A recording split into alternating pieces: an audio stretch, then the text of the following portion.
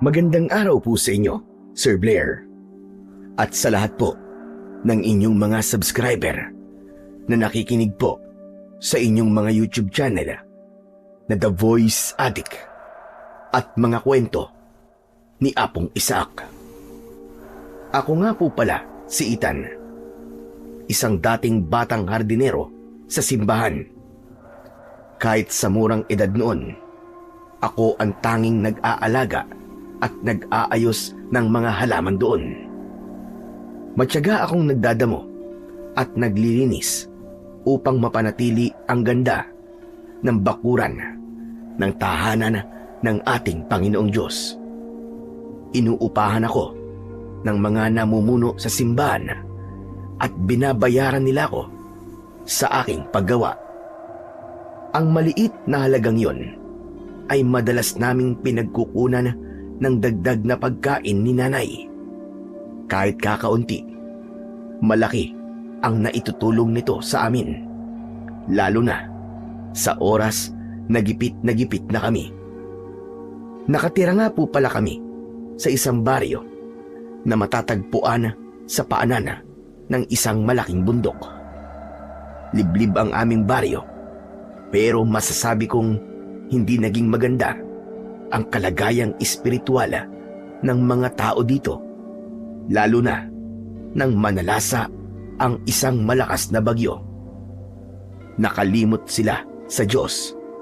Marami ang nag-isip na pinabayaan na kami dahil wala namang nakakaabot na tulong sa amin. Subalit ang pangyayaring yun pala ang magiging dahilan kung bakit susubukan ng mga nilalang na nasa itaas ng bundok na sumalakay. Nagsimula silang bumaba patungo sa aming nanamlay na komunidad. Ako nga po pala ulit si Ethan. At ito ang aking kwento. Nay, sumasakit na naman po ba ang mga paa niyo? Maagang maaga pa lang ay naririnig ko na ang daing ng nanay ko mula sa kabilang kwarto.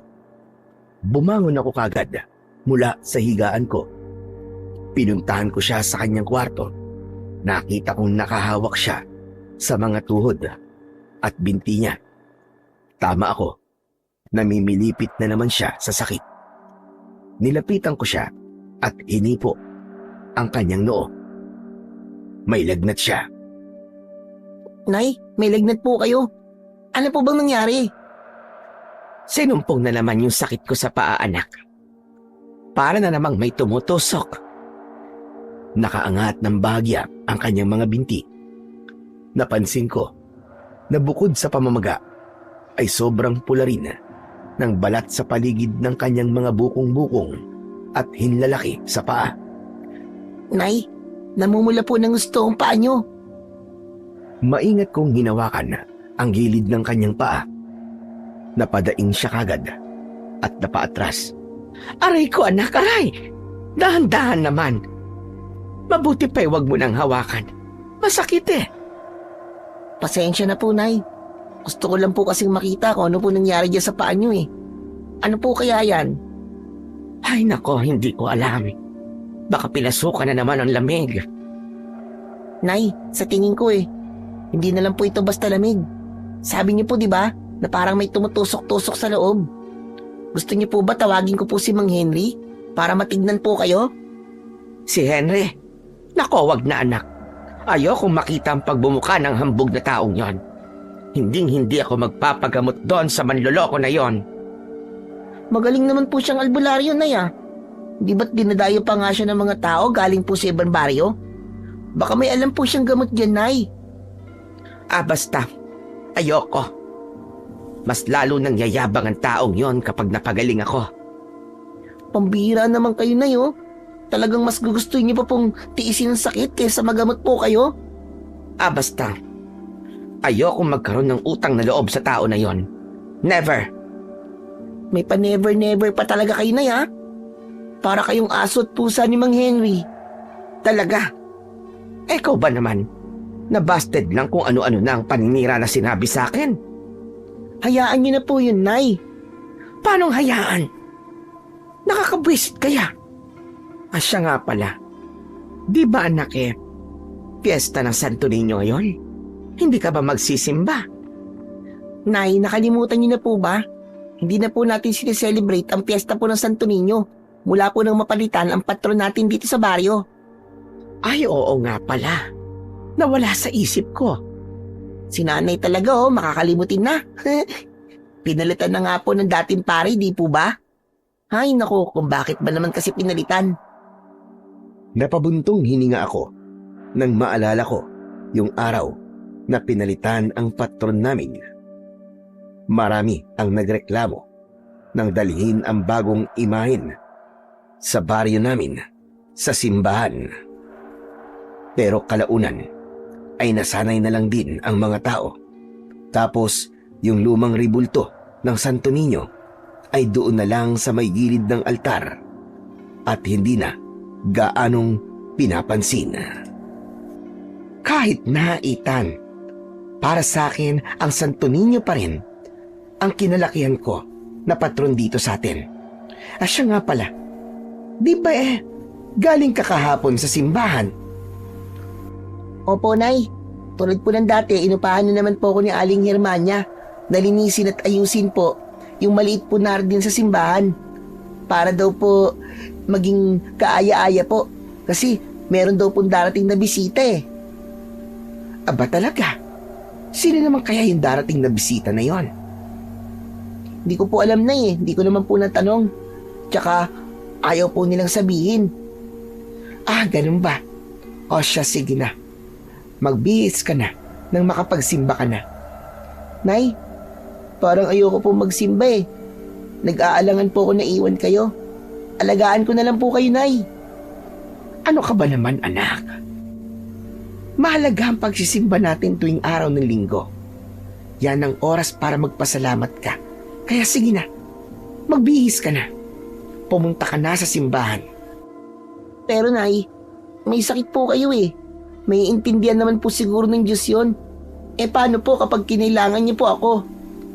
Ethan, ang isang oras na ibibigay mo sa Panginoong Diyos ay hindi kawalan. Sige na, hayaan mo na muna ako rito. Total, itutulog ko lang naman itong nararamdaman ko. Mas gagaan ang loob ko, anak, kung alam kong naroroon ka sa simbahan at nagdarasal para sa ating dalawa. Kinuha niya ang kamay ko at hinaplos-haplos niya. Ramdam ko ang pagmamahal ng nanay ko at ang pagnanais na lumaki akong may takot sa Diyos at may pananampalataya. Ano man ang mangyari sa buhay namin. Sige po, Nay. Gagayak na po ako. Hintayin niyo po ako Babalik din po ako agad. Kinuha ko na ang aking tuwalya at nagsimulang maghanda. Pagkatapos kong maligo at magbihis ng maayos na polo, muli akong sumilip kay nanay. Nay, alis na po ako. O sige anak, lumakad ka na. Mag-iingat ka sa daan ha. Tumango na lang ako at dahan-dahang isinara ang pinto. Paglabas ko ng bakuran, saktong dumaan ang kapitbahay naming si Mang Henry na tila ba nagmamadali. Tumigil siya nang makita ko. Oh, Ethan! Saan ang punta mo? Aba, posturang-postura. Ano atin? Mang Henry, kayo po pala yan. Pupunta po ako sa simbahan Kayo po. Parang nagmamadali po kayo Saan po ang punta nyo? Pupunta ako sa plaza. Nako, Ethan, huwag ka nang magsimba. Mabuti pa sumama ka na lang sa akin. Punta tayo doon sa plaza at may mamimigay ng mga ayuda. Ayuda po? Oo. May mamimigay ng mga bigas at pera. Sabihin mo sa nanay mo para sumama siya. Ilang araw ko na ding nakikitang di lumalabas May sakit po kasi si nanay kaya hindi po lumalabas. Sus, yon tinatabla ng sakit? Hindi ako naniniwala. At sabihin mo, baka totoo na yung kumakalat na balita na nag-aaral ng mangulam ang nanay mo kaya hindi na lumalabas. Wag naman po kayong ganyan magsalita sa nanay ko, Mang Henry. Mabuti po siyang tao. Hindi po siya mangkukulam. Sinasabi ko lang naman kasi nga pinagkikismisan na siya ng mga tao dito. Wala naman akong kasalanan, iho. Sige na po, Mang Henry. Tutuloy na po ako. Ayoko po manghuli sa misa eh. Piyesta pa naman po ngayon ng Santo Niño. Nako, paano yan? Dumating na yung isang truck ng ayuda. Mamimigay daw sila ng mga bigas, grocery at pera. Abay, sayang yon kapag pinalampas mo. Kaya huwag ka na lang magsimba. Napigilan ako. Naalala ko ang lalagyan namin ng bigas sa kusina na halos simot na. Naisip ko rin si nanay na nakahiga sa kwarto. Hirap na hirap sa sakit ng paa at walang pambili ng mas mainam na gamot dahil wala kaming kita. Malaking tulong ang sinasabi ni Mang Henry, pero naalala ko ang sinabi ni nanay kanina. Kaya tumanggi din ako. Pasensya na po, Mang Henry. Nakapangako po kasi ako kay nanay na magsisimba po ako ngayon para may pagdasal ko po ang sakit niya at kalagayan namin. Ay nako, mauubusan kayo niyan kapag nagsimba ka pa. Yang pagsisimba, pwede naman sa susunod na linggo na lang yan eh. Pero itong ayuda minsan lang to. Kailangan niyong bigas, di ba? Hinawakan ni Mang Henry ang balikat ko at bahagyang niyugyog. O ano, tara na. Ayoko po, Mang Henry. Magsisimba po muna ako. Huwag niyo na po akong kulitin. Magagalit po sa akin ng nanay ko kapag sinuway ko po siya. Di magpaalam ka. Problema ba yun? Wag na po. Alam ko na po ang isasagot niya. Sige na po, Mang Henry. Tutuloy na po ako. Sandali lang. Abay, hindi mo talaga naiintindihan yung punto ko, ano? Ay, naku, bahala ka na nga. Parehas na matigas ang ulo niyong mag-ina. Napakamot si Mang Henry sa kanyang ulo. Tapos ay saka siya naglakad palayo sa akin. Naiwan ako nakatayo sa bakuran namin. Nang tignan ko ang paligid, yung mga kapitbahay namin ay naglalakad na din. Katulad niya na nagmamadali. Ibinaling ko ang tingin ko sa kalsada. Sa kaliwa ay nandoon ang plaza kung saan abala na ang mga tao sa pagpila sa truck ng ayuda. Isang oras lang naman ang misa.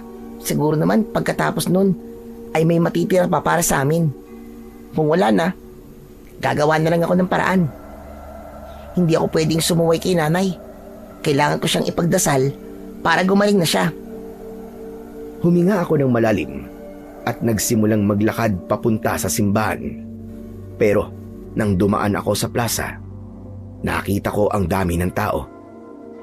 Para tuloy akong natutukso na lumapit. Parang naiisip ko na baka tama nga si Mang Henry. Sayang kung mauubusan ako. Nagtatalo ang isip ko sa mga sandaling yon. Hala, ano ba to? Ano bang uunahin ko? Ayuda o simba? Huminto ako sa gilid ng kalsada. Mula sa kinatatayuan ko, tanaw ko na ang truck na puno ng mga puting sako. Nakita ko na rin yung saya ng mga kababaryo ko na nakakuha na. May mga bit-bit silang plastik ng dilata at may mga nakapasan pambigas.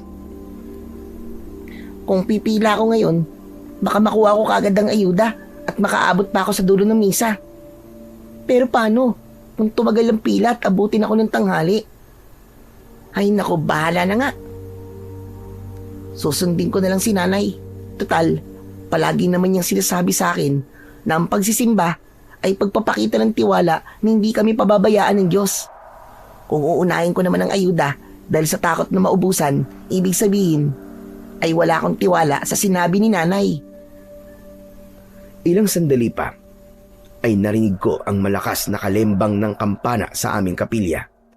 Hudyat yun na 5 minuto na lang at magsisimula na ang sakramento ng misa.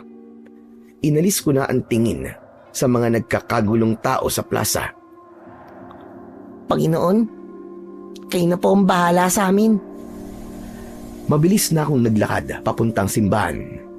Habang papalapit ako, napansin ko ang kakaibang katahimikan sa lugar. Hala, bakit parang walang tao? Nakakalungkot naman. Dati kapag ganito, masayang masaya na ang lahat kasi pista ng patron. Ngayon parang wala lang.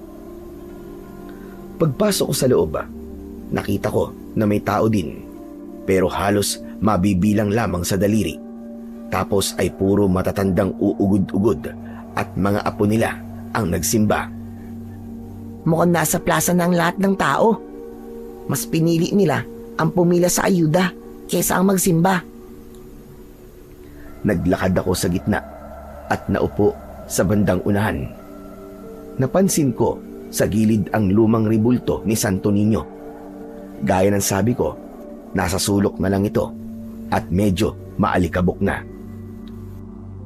Mahal na Santo Niño, pasensya ka na kung kakaunti lang ang bumisita sa'yo ngayon. Pero narito po ako para ipagdasal ang nanay ko. Saka para batiin ka na rin ng happy fiesta. Lumuhod ako at ipinikit ko ang aking mga mata para magdasal. Ngayong kakaunti lang kami dito. Sana po marinig niyo na po ang dasal ko. Sana po, Santo Niño, pagalingin niyo po ang nanay ko. Kasi kawawa naman po siya kapag sinusumpong siya eh. Hindi po siya makalakad. Hindi rin po siya makapagtrabaho dahil po sa namamaganyang paa. At sana po, matigil na rin po yung chismis tungkol po sa kanya. Nang matapos akong magdasal, ay naupo na ako. Nakita kong nasa harapan na ang laiko ministro. Hudyat na magsisimula na ang misa. Nagpatuloy ang mga seremonya hanggang sa magsimula na siyang magbigay ng sermon. Tungkol ito sa pagpili sa mas mahalagang bagay sa buhay, ang pagpapakain sa kaluluwa o sa katawan. Para bang sadyang pinatatamaan niya ang sitwasyon namin sa baryo. Ilang sandali pa ay natapos na ang misa. Agad na nagsilabasan ang mga tao, pero pinigilan kami ng laiko at sinabi na wag na munang uuwi. Hindi niya sinabi ang dahilan, basta't mag-abang na lang daw kami sa labas o sa loob ng simbahan. Lumabas ako para doon na lamang sa labas maghintay. Biglang may lumapit sa akin na bata at inabutan ako ng maliit na estampita. Sa papel na yon ay may larawan ni Santo Niño. Para sa akin ba to? Oo, para sa yan.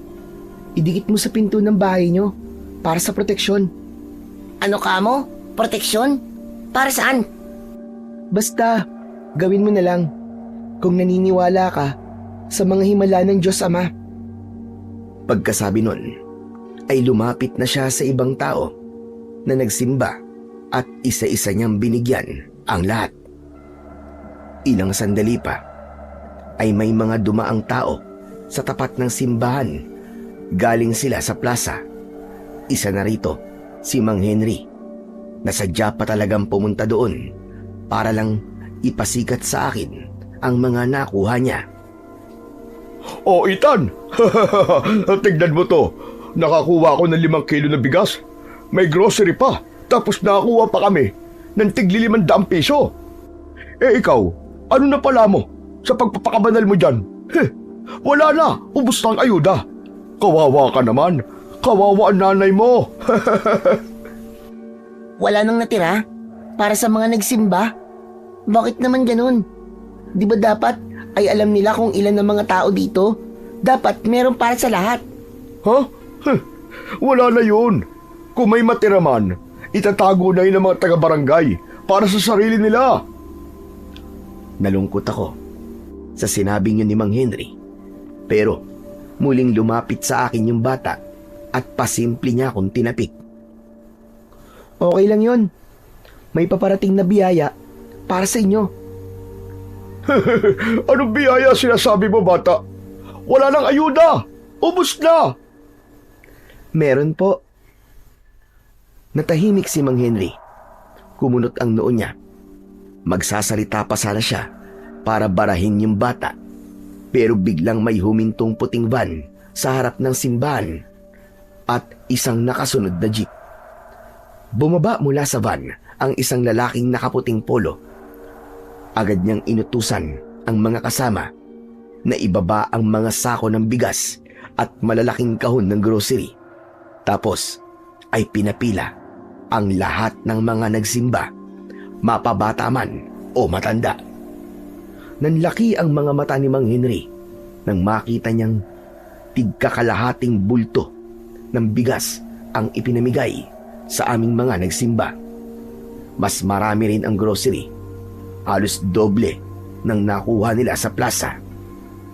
At ang nakapagpanganga sa kanya ay nang makita niya na tigda 2,000 piso ang iniabot na tulong pinansyal sa bawat isa sa amin.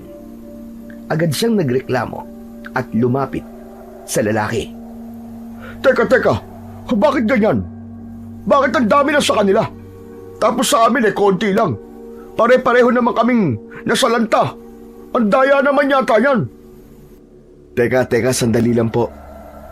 Bakit naman po kayo nagrereklamo? Ano po ba nagawa ko mali sa inyo? Hindi ba't nakakuha ka naman ng para sa'yo? Oo, nakakuha nga ako. Pero hindi ka patas eh. Bakit ganyan? Sa kanila, kalahati bulto tapos sa amin 5 kilo lang. At yung pera, bakit 2,000 sa kanila? Abay, mali yan. Pero ang perang ito ay galing mismo sa akin at karapatan kong ibigay kung kanino ko man gusto. Bakit ka naiinggit at nagagalit kung gusto kong bigyan ng mas malaki ang mga taong ito na piniling unahin ang pagsisimba? Napahiya si Mang Henry. Tahimik niyang binitbit ang kanyang mga dala at nagmamadaling umalis. Matapos makaalis ni Mang Henry, iniabot na sa akin ang isang sakong bigas na may lamang 25 kilo at 2 malalaking kahon ng grocery at ang sobre na may lamang 2,000 piso. Napakamot ako sa ulo. Sobrang tuwa ko pero bigla kong namroblema kung paano ko to bubuhatin pauwi. Napansin ng bata na nakatayo lang ako sa harap ng mga nakuha ko. Naglakad siya palapit sa akin pero sa bilis ng kilos niya ay hindi niya sinasadya na mabangga ang lalaking nakaputing polo na siyang nagbigay ng ayuda. Pasensya na po kayo, Father. Hindi ko po kayo nakita. Nagulat ako nang marinig ang sinabi niya. Ang lalaking yon ay isang pilantropo at isang dayo na hindi ko kilala. Kaya nagtaka ko nang tawagin niya itong Father. Napansin ko rin na napatitig sa kanya ang lalaki at parang sinusuri ang mukha niya. Yung bata naman ay nanatiling kalmado lang at nakangiti ng bahagya. Pasensya na po kayo Hindi ko po talaga sinasadya eh. Wala yun. Pero sandali lang, anong pangalan mo, bata? Parang pamilyar ka kasi sa akin eh. Ako po si Mateo. Father, tingnan niyo po yung bata Parang problemado po siya sa mga bitbiti niya. Tumingin sa akin yung lalaki at nilapitan ako. Wala bang susundo sa'yo, iho? Asa lang tatay at nanay mo? Hindi mo ba kasama na nagsimba? Hindi po Si tatay po matagal na pong patay. Pero si nanay naman po nandun po sa bahay. May sakit po, kaya hindi po siya nakasama. Ganun ba? Kung ganun, ihahatid na kita. Yun ay kung papayag ka. Po? Naku, wag na po. Natatakot po ako, baka kidnapin niyo po ako May ganyang puting ban po kasi yung mga nangunguha po ng mga bata. Biglang natawa ng malakas ang lalaki. Medyo kinabahan ako dahil naisip ko na baka masamang tao nga siya na nagpapanggap lang na mabait. Tumingin ako sa paligid at nakita kong naroroon pa rin naman yung Laiko at ilang mga katulong sa simbahan at naglilinis muna sila bago umalis.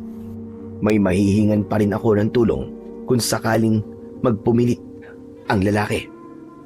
Pero maya-maya lang ay nagkaroon ng komosyon sa loob. Isang matanda ang bigla na lamang sumigaw at sinabing nawawala ang rebulto ng Santo Niño. Ano? Paano po mawawala? Nandyan lang po kanina yon. Sa kanya pa nga po ako nagdasal kanina na sana pagalingin niya po ang nanay ko. Nakita ko po, Nandyan lang po siya sa tabi. Nako, baka naman ninakaw na. Bakit naman po nanakawin? Luma na po yun. Hindi natin alam kung anong dahilan ng kumuha iyo. Baka may nakita siyang mahalagang bagay sa ribulto na pwede niyang pakinabangan. Kaya niya ipinuslit. Kawawa naman. Kawawa ang ribulto? Opo. Nakakalungkot isipin na nakalimutan na nga siya ng mga tao tapos nanakawin pa po. Paano na po? Yung ipinagdasal ko po sa kanya. Huwag kang mag-alala iyo. Kung ninakaw man yon, ang mahalaga ay yung panalangin mo na nakarating sa kanya. Hindi naman ang kahoy ang nagpapagaling, kundi ang pananampalataya mo. Halika na, ihahatid na kita sa inyo. Bago pa man ako makasagot, ay inutusan niya na ang mga kasama niya na isakay sa van ang mga ayuda na nakuha ko. Bagamat may pagdududa ko sa kanya, ay minabuti ko na lang na sumunod at sumakay sa van na kulay puti. Bago kami makalis, ay hinanap ko yung bata pero hindi ko na siya nakita. Ilang sandali lang, mula nang paandarin niya ang van, ay nakita ko na ang bahay namin. Doon po ang bahay namin, sir. Napatingin ako sa lalaking kasama ko. Parang hindi siya mapakali. Nakatanaw siya sa mataas na bundok na halos nasa likod lang ng bahay namin. Pwede ba akong magtanong sa'yo, bata? Ano po yun? Kapag gabi, wala ba kayong nararamdaman na kakaiba sa lugar na to? Diyan, sa mismong bundok na yan. Lalo na doon sa tuktok. Bukod po sa tunog po ng mga panggabing ibon tulad ng kwago, wala naman po kami naririnig na iba, sir. Bakit niyo po na itanong? May problema po ba sa bundok na yan? Napansin ko ang paglunok ng lalaki. Ang mga daliri niya ay tila nanginginig habang hinahawakan ang kanyang krus sa leeg. Ang paningin niya ay hindi kumukurap habang nakatitig sa bundok. Mag-iingat kayo sa bundok na yan. May mga negatibong enerhiya akong nararamdaman. Parang may nakatingin sa atin mula sa itaas. Ano pong ibig niyong sabihin? Matagal na po kami nakatira dito sa paanan ng bundok pero wala naman po kaming nararamdaman na masama. Huwag kayong kampante. Minsan ang mga nilalang mula sa dilim ay naghihintay lang ng pagkakataon.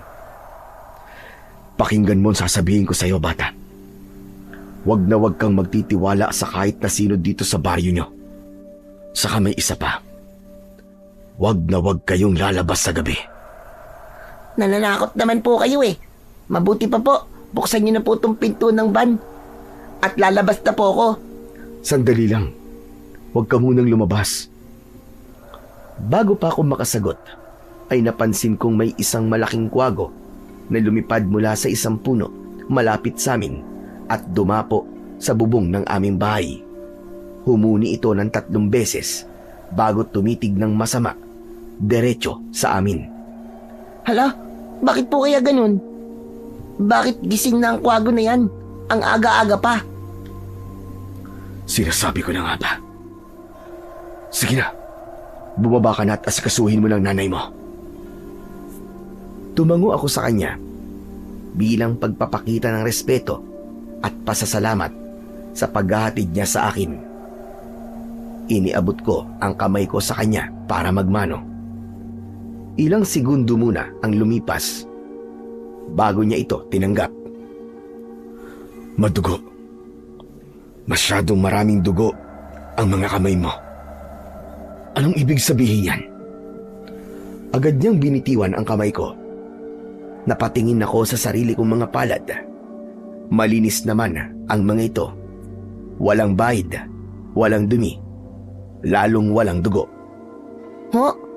Ano pong sinasabi niyo? Malinis naman po ang kamay ko Nagugas po ako bago po ako pumunta ng simbahan. Kanina pa po niyo ako tinatakot Hiningal ang lalaki at tila namutla ang kanyang muka. Nanginginig ang kanyang labi habang nakatingin pa rin sa palad ko. Hindi ko intensyon na takutin ka. Pero may kakayahan akong makita ang hinaharap. At nakita ko na duguan ang iyong mga kamay. Marami kang napatay. Ako po, maraming napatay. Pero hindi naman po ako mamamatay tao eh. Bata lang po ako. Alam ko. Pero hindi nagsisinungaling ang mga pangitain sa akin.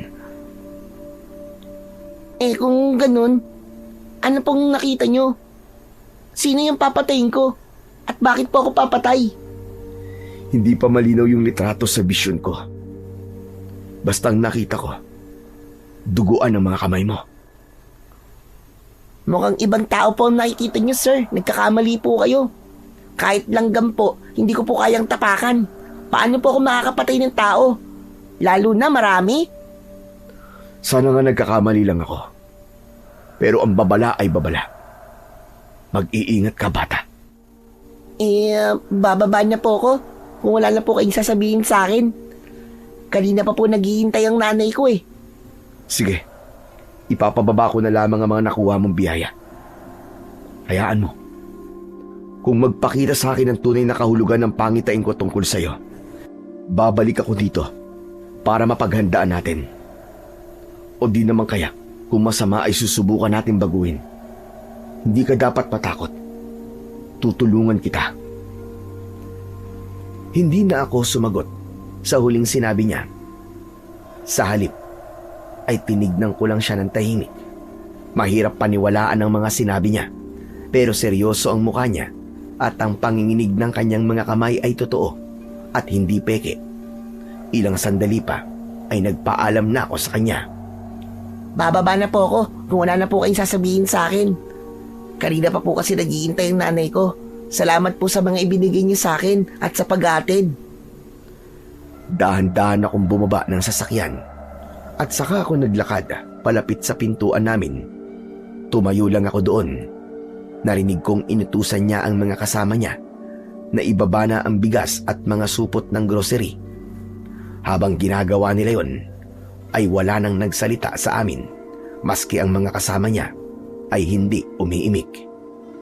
Nang mailapag na ang huling kahon, narinig ko ang pagsara ng pinto ng van. Umarangkada na ang sasakyan nila na nag-iwan ng usok at alikabok sa tapat ng bahay namin. Hinarap ko yung mga ayuda na nakasalansan sa may pinto. Marami ito, sapat para hindi kami magutom ng halos isang buwan. Pero imbis na matuwa ako, kinakabahan ako. Tinignan kong muli ang mga kamay ko. Malinis naman at walang dugo. Pangitain lang yun ng lalaki. Huwag mong pansinin yun. Hindi mangyayari yun, Ethan.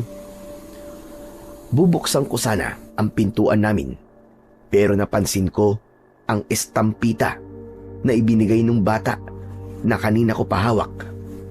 Idinikit ko muna ito sa pinto, tapos ay dali-dali ko itong binuksan para ipasok ang mga gamit. Nilagay ko sa loob ang mga kahon ng grocery, pero hindi ang bigas. Sinubukan kong hilahin, pero hindi ko kaya. Ay, ano ba yan? Paano kaya to? Ang bigat-bigat, hindi ko kaya.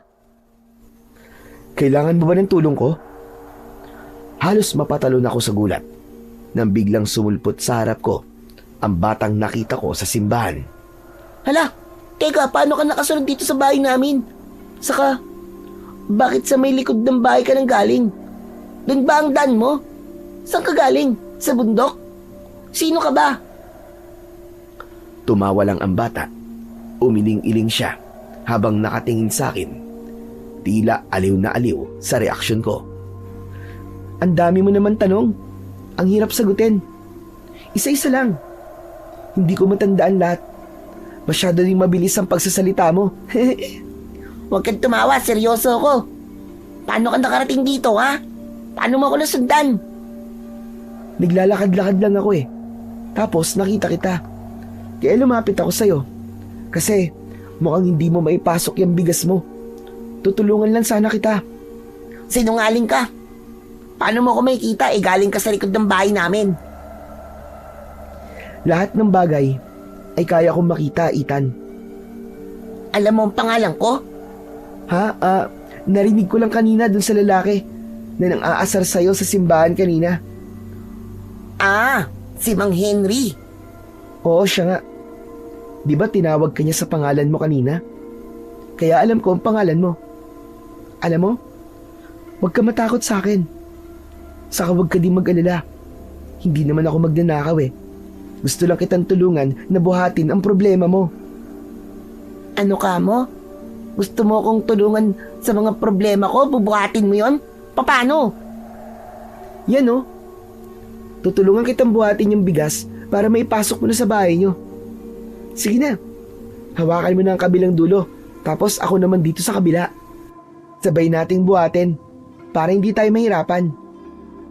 Lumapit siya sa sako ng bigas. Nagtaka ako dahil sa liit niyang yun. Parang wala lang sa kanya ang bigat ng sako. Hinawakan niya ang isang dulo nito at laking gulat ko na nakaya nga naming dalawa na buhatin ito ng walang kahirap-hirap.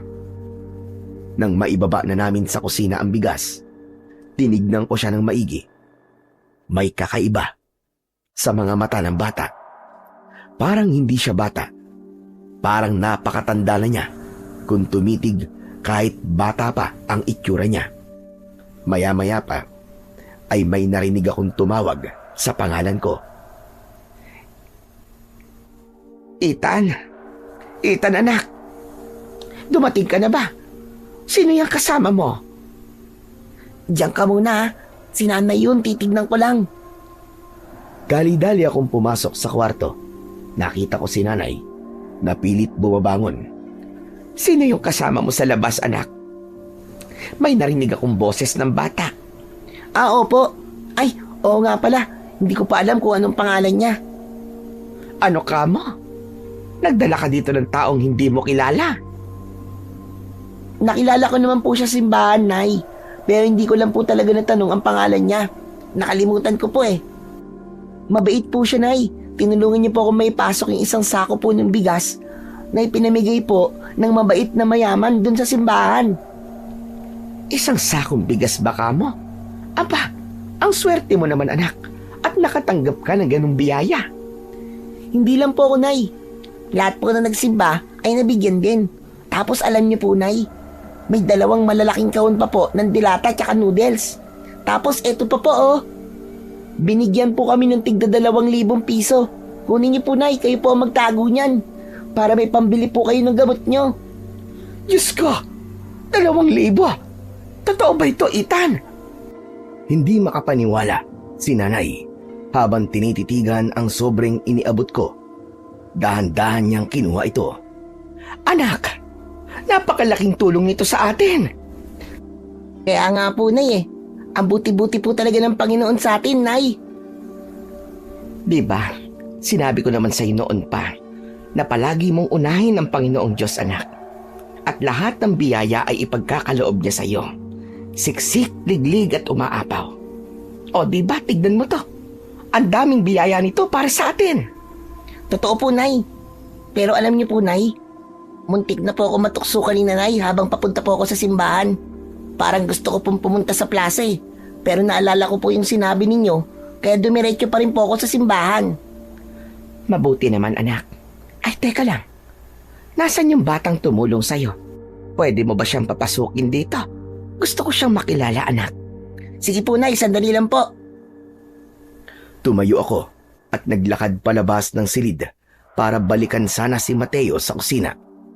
Nakita ko siyang nakatayo pa din doon sa lugar kung saan ko siya iniwan kanina. Pumasok ka na muna doon sa loob. Gusto ko raw makilala ni Nanay. Ngumiti lang siya at tumango. Tahimik siyang sumunod sa akin, papasok sa maliit na silid ni nanay. Pagpasok namin, napansin ko ang bahagyang pagkagulat sa mukha ni nanay. Siguro dahil sa liit ng bata o dahil sa kakaibang aura na dala nito. Ano ang pangalan mo? Ako po si Mateo. Ikaw pala si Mateo. Maraming salamat sa pagtulong mo sa anak ko, ha? Kung hindi dahil sa'yo, baka hanggang ngayon ay nasa labas pa yung sako ng bigas. Walang anuman po. Masaya po ako na makatulong po sa inyo. Lumapit si Mateo sa gilid ng higaan ni nanay. Pinagmasdan niya ang mga binti ni nanay na namumula at namamaga, pati na ang kanyang maputlang muka na dala ng trangkaso. Masakit po ba yung nararamdaman ninyo? Oo, iho. Medyo mahirap igalaw ang mga binti ko at parang palaging mabigat ang katawan ko. Pero ayos lang. Sanay na ako. Umiling si Mateo. Tapos ay saka siya tumingin sa akin. Ethan, lumabas ka muna dun sa likod ng bahay. Humanap ka ng 7 dahon ng bayabas, 7 dahon ng sambong at 7 dahon ng luyang dilaw. Siguraduhin mong sariwa ang mga ito at huwag mong hahayaang madumihan ng lupa pagkapitas mo. Ano? Para saan ba yung pinapakuha mo? Susubukan kong gamutin ang nanay mo para hindi na siya mahirapan sa sakit niya. Sige na, bilisan mo. Magpakulo ka na rin ng tubig. Tumingin ako kay nanay at tumangulan siya. Parang sinasabi na sundin ko na lang ang bilin ni Mateo. Kaya naman agad akong lumabas ng bahay at nagtungo sa likod. Maingat kong pinitas ang pinakamagandang mga dahon na nakita ko, gaya ng eksaktong bilin ng bata. Iningatan ko ito ng maigi para hindi mahulog sa lupa. Pagbalik ko sa kusina, inilagay ko ang lahat ng pinites ko sa isang palanggana. Agad akong nagparikit ng apoy sa kalan at nagsalang ng takure. Habang hinihintay kong kumulo ang tubig, hindi ko maiwasang mapaisip kung paano nalaman ng batang ito ang tungkol sa mga halamang gamot na nasa bakuran namin. Nang kumulo na ang tubig, dali-dali ko itong dinala sa silid kasama ang mga dahon. Nadatnan ko si Mateo na nakahawak pa rin sa kamay ni nanay. Nakapikit siya at parang may ibinubulong na dasal o kung anong salita na hindi ko talaga maintindihan. Heto na yung dahon. Pati na yung mainit na tubig. Dala ko na. Dahan-dahang idinilat ni Mateo ang kanyang mga mata at tumingin sa akin. Salamat. Sige, ilapag mo na dyan sa may lamisita. Inuha niya ang mga dahon at isa-isang nilubog sa mainit na tubig. Habang ginagawa niya yon, may kakaibang bango na halimuyak sa loob ng silid. Parang amoy bagong dayami. Dahan-dahan niyang itinapal ang mga dahon sa namamagang paa ni nanay. Tapos ay nagpakuha siya sa akin ng isang baso. Nilagyan niya ito ng pinaglubugan ng mga dahon. Inumin niyo po ito, Aling Nena. Huwag po kayo matakot. Ang sakit niyo po ay gagaling. Basta't maniwala lang po kayo sa akin. Ininom ni nanay ang likido nang walang pag-aalinlangan. Nay, ayos ka lang ba?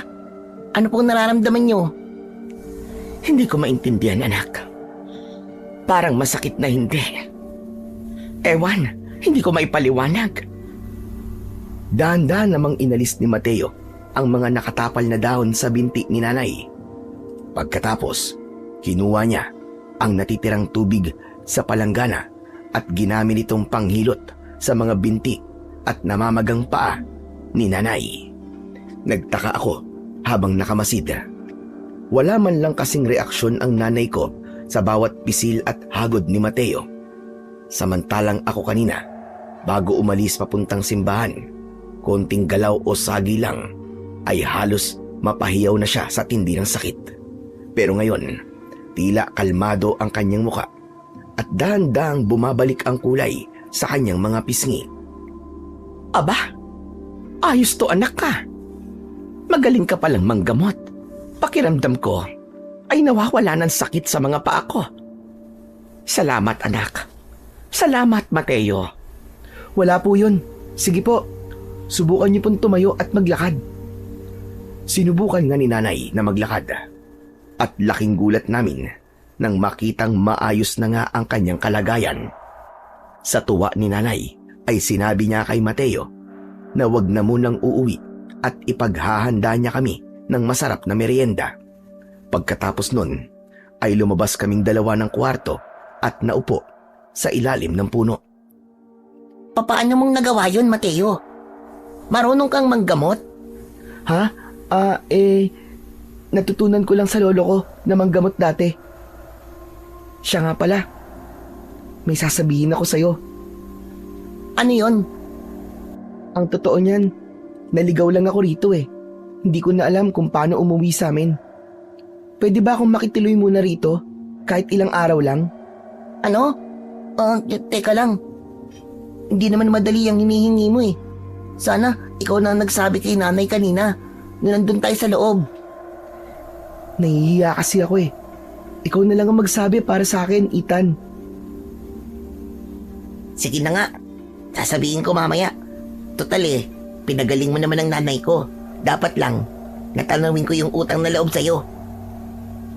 Pumayag naman si nanay nang walang kahit anong pag-aalinlangan nang sinabi ko sa kanya ang tungkol kay Mateo. Sabi niya, sino ba naman daw siya para tumanggi sa taong nagpagaling sa kanya? At dahil pumayag na nga si nanay, itinuro ko sa kanya ang pwede niyang tulugan. Sa may sala, yung 2 unan ko, ibinigay ko yung isa. Saka, yung isang bagong banig namin ay ipinalabas ni nanay para sa kanyang magiging higaan. Mabilis na lumipas ang mga oras. Medyo madilim na. Nakita ko si Mateo na nasa labas at parang may tinitignan. Nang lumabas ako, hindi man lang niya namalayan ang aking paglapit. Nakatingin siya sa itaas ng bundok. Mateo, anong tinitignan mo dyan? Malapit ng gumabi, tara na sa loob. Hindi siya kumilos, bagkus ay nakita ko na bahagyang kumunot ang kanyang noo. Naririnig mo ba sila, Ethan? Ha? Naririnig ang alin? Yung mga malalakas na ungol at singasing na nanggagaling sa itaas ng bundok. Baka yung mga hayop lang dyan sa bundok ang naririnig mo. Marami kasing kwago dyan, pati mga ahas, o baka mga ligaw na aso. Hindi, Ethan. Hindi sila mga ibon o ordinaryong hayop lang. At mukhang hindi sila natutuwa na nandito ako. Ano? Aba, ang labo mo naman. Kanina pa ako nakakarinig ng mga ganyang pananakot Una, yung lalaking namigay ng ayuda, ganyan din ang sinasabi sa akin. Sabi niya, may negatibong enerhiya daw siyang nararamdaman dyan sa bundok. Tapos pati pa naman ikaw. Hindi nagbago ang ekspresyon ni Mateo. Nanatili siyang seryoso habang nakatingin sa bundok. Tara na kasi sa loob. Nananakot ka na naman eh. Hindi ako nananakot. Sinasabi ko lang kung ano naririnig ko. Saka, kanina pa sila nakamasid sa baryo. Tinitignan nila kung ano ang pwede nilang makuha sa inyo. Biglang umihip ang isang napakalamig na simoy ng hangin. Ramdam ko ang pagtindig ng aking mga balahibo. Sa gitna ng katahimikan, parang may narinig na akong isang malinaw at mahabang ungol na nanggagaling sa itaas. Mateo, tara na sa loob. Ayoko na dito. Pumasok na tayo. Halos hilahin ko na ang braso ni Mateo papasok sa bahay namin. Agad kong isinarado ang pinto. Pagkakandado ko, sumandal ako sa may kahoy ng hamba habang hinahabol ang aking hininga. Humingin ako sa bintana at napansin kong nakabukas pa rin yun. Nay, isarado niyo na po yung bintana. Ngayon na po. Ha? Abay, bakit anak? Ano ba nangyayari sa inyong dalawa at parang nakakita kayo ng multo? Basta po, Nay. Isarado niyo na lang po, please. Napansin ni nanay ang pamumutla at panginginig ko. Lumapit siya at hinawakan ang noo ko. Nako, baka nalipasan ka lang ng gutom kaya kung ano-ano ang naiisip mo. Halina kayo, nakahanda na ang pagkain. Mateo, iho, halika na rito sa mesa. Sa kabila ng takot ko, napansin kong kalmado lang si Mateo na nakatayo sa gitna ng sala. Tumango lang siya kay nanay at sumunod sa amin sa hapagkainan. Samantala, habang kumakain kami, may naramdaman akong kakaibang kaluskos sa paligid ng bahay. Parang may mga mabibigat na paa na naglalakad. Tapos, biglang may dumapo sa bubong. Nabitiwan ko ang kutsara ko dahil sa gulat. Nay, ano po yun? Baka pusa lang o kaya mga ibon. Nay, masyado po mabigat yun para sa isang pusa. Huwag mo na lang pansinin, Ethan. Hindi naman nila tayo maano. Kumain na lang po tayo. Nagpatuloy si Mateo sa pagkain na parang wala bang naririnig. Parang baliwala lang sa kanya ang lahat. Pero sa labas, lalong tumindi ang mga kaluskos. Maya-maya pa, nakarinig kami ng parang mahahabang kuko na dahan-dahang ikinakalmot sa dingding namin. Mabagal ang bawat kaskas, pero madiin. Ilang sandali pa ay may narinig kaming isang nakakangilong tunog mula sa labas. Isang malahalimaw na sigaw, matinis na parabang nasaktan, tapos ay biglang tumahimik. Tumagal din ng ilang minuto ang katahimikang yon. Pero bigla muling nagkaroon ng ingay. Isang malakas na pagaspas ng malalaking pakpak ang narinig namin. Papalayo na ito sa bahay namin. Nay, narinig niyo po ba yun? Oo naman. Sabi ko sa'yo, ibon lang yun eh. Nagpatuloy kami sa pagkain. Pero ilang segundo ang lumipas, biglang nagkagulo sa kapitbahay. Narinig namin ang malalakas nilang sigawan at ang galit na kahol ng mga aso. Malinaw na kung anuman ang lumaya sa bahay namin kanina ay doon naman ito na nalasa sa kabilang bahay. Napatayo ako sa upuan, akmang lalapit sa bintana para silipin kung ano ang nangyayari, pero bigla kong hinawakan ni Mateo. Huwag, Ethan. Dito ka lang. Pero Mateo, para kasing may masamang nangyayari na sa kanila eh. Nagsisigawan sila. Baka kailangan nila ng tulong. Dito ka lang, Ethan. Wala tayong magagawa sa labas. Hindi natin sila kayang tulungan. Teka, ano ba kasing nangyayari? Hindi ko maintindihan eh. Malalaman din po natin, Aling Nena. Sa ngayon, wala po munang lalabas. Dumito na lang po muna tayo sa bahay. Kahit litong-lito at takot, sinunod namin ni Nanay ang sinabi ni Mateo. Nanatili kami sa gitna ng hapagkainan, tahimik at nakikiramdam sa mga susunod na mangyayari. Wala nang makakain sa amin dahil sa tensyon. Maya-maya pa, isang pamilyar na boses ang nangibabaw. Narinig namin ang malutong na pagmumura ni Mang Henry. Akala niyo ba? Natakot ako sa inyo! Ako ang harapin niyo! Sige! Magpakita kayo sa akin! Tumingin ako kay Mateo at naramdaman ko ang dahan-dahan niyang pagbitaw sa mga kamay ko. Saka siya tumango. Tumayo ako at lumapit sa may bintana. Nakita ko ang mga kapitbahay namin na nagkukumpulan sa tabing kalsada. Tapos ay napansin kong nag-uusap sila at si Mang Henry. Nakaturo ang dulo ng itak sa direksyon ng bahay namin. Naglakad siya palapit sa bahay. Nena! Nena, lumabas ka dyan! Huwag kang magtago dyan sa loob ng bahay mong bulok! Nena! Napatingin ako kay Nanay. Baka sa mukha niya ang gulat at pagtataka. Wala siyang ideya kung bakit siya tinatawag ng lalaking yon sa ganitong oras at sa ganitong sitwasyon. Binuksan ni Nanay ang pinto at kasama niya kaming lumabas ng bahay. Ano ba nangyayari, Henry? Mabuti naman at lumabas ka. Mabilis kang nakapagtago ng anyo mo, ha? Mahusay ka, Nena. Tila nawawala na sa katinuan si Mang Henry. Ang kanyang mga mata ay nanlilisik at ang kanyang hininga ay amoy alak. Tinignan niya ang nanay ko mula ulo hanggang paa. Tapos ay dahan-dahan siyang naglakad at inikot-ikutan si Nanay na parabang may hinahanap sa katawan nito. Sumigaw uli si Mang Henry at sa pagkakataong ito, hinarap niya ang mga kapitbahay. Mga kapitbahay! Makinig kayo sa akin, ha? Sasabihin ko sa inyo, nakita ko kanina. Nakatambay ako dyan sa may balkonahe ng bahay ko habang umiinom ng alak. Kitang-kita ko kung paano may lumipad na aswang galing mismo sa tuktok ng bubong ni Nena. Diyan sa kanila naggaling ang demonyong sumalakay sa ating kanina. Kaya di may kakailan itong si Nena. Na siya ang aswang na yun. Nag-umpisang magbulong-bulungan ang mga tao sa labas. Lahat sila ay nagsiatrasan at tila natakot. Napatingin ako kay Nanay na noon ay tila nagpipigil ng kanyang galit kay Mang Henry. Ano? Hindi ka na nakapagsalita? Totoo ang sinabi ko, di ba? Ano? Sukol ka na talaga. Hindi ka lang pala mangkukulam.